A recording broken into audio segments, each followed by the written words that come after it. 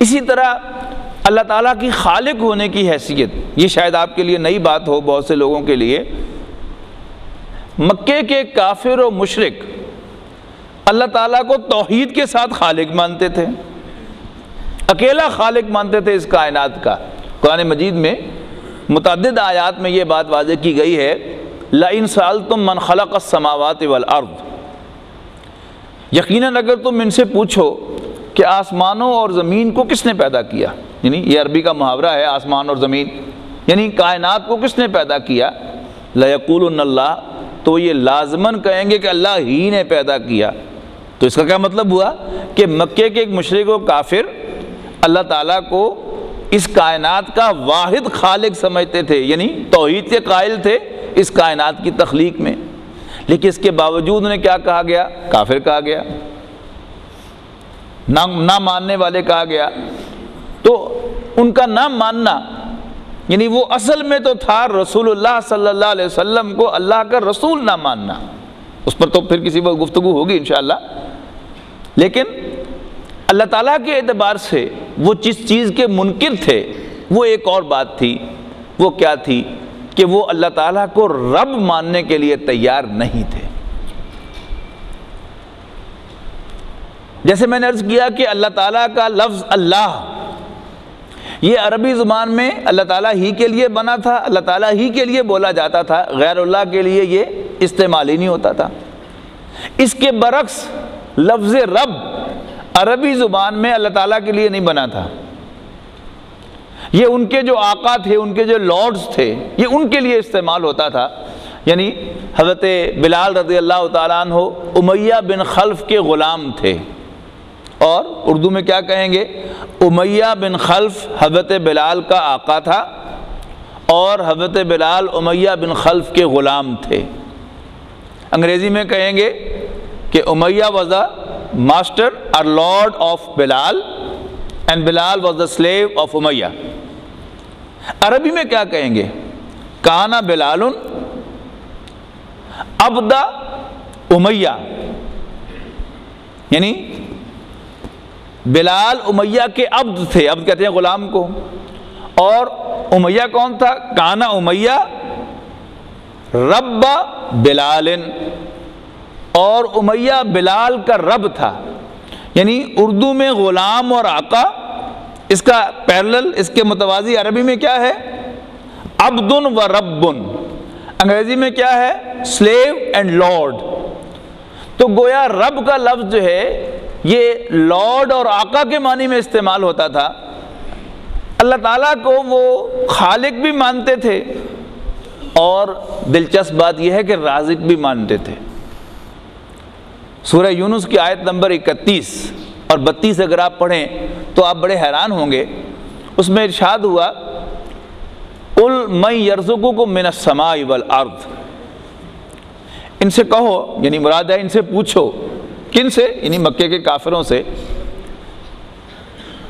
قُلْ مَن يَرْزُقُكُم مِّنَ السَّمَاءِ، ان سے پوچھو کہ تمہیں آسمان اور زمین میں سے روزی کون عطا کرتا ہے۔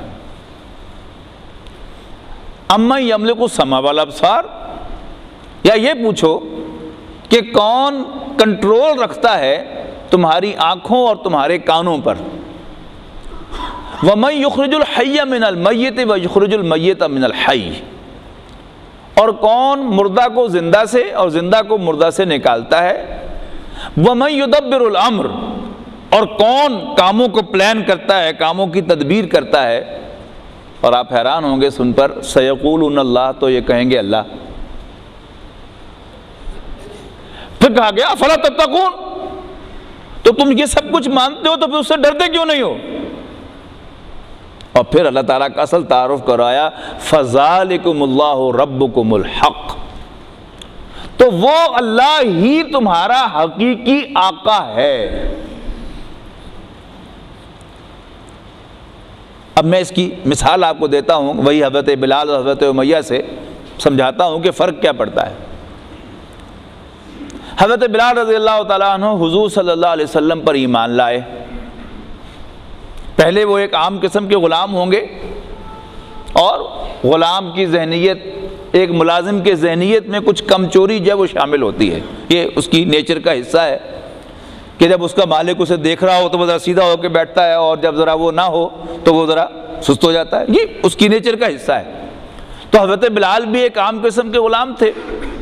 اب حضور صلی اللہ علیہ وسلم پر ایمان لائے تو اور بہت سی باتوں کے علاوہ ان کے اندر یہ اخلاقی جو کمی ہے یہ بھی تو پوری ہوئی ہوگی نا، کہ اب ان میں دیانتداری آئی ہوگی، اب ان میں سچائی آئی ہوگی۔ ظاہر ہے حضور صلی اللہ علیہ وسلم کے اوپر ایمان لانے کو کچھ تقاضے ہیں جو ہمیں تو بدقسمتی سے معلوم نہیں ہیں، لیکن صحابہ پر تو لازماً اس کا اثر پڑتا ہے۔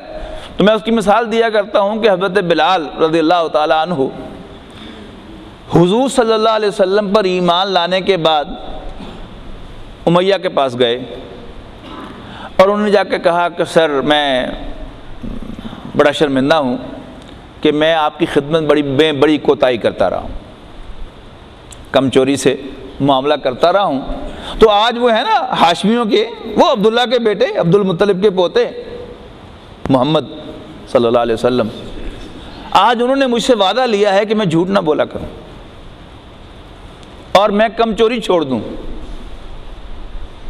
دھوکہ دینا چھوڑ دوں، اور میں نے ان سے وعدہ کیا ہے کہ میں نہ جھوٹ بولوں گا، نہ چوری کروں گا، نہ دھوکہ دوں گا، لہذا آج سے میں آپ کی خدمت بڑی دیانتداری سے کیا کروں گا۔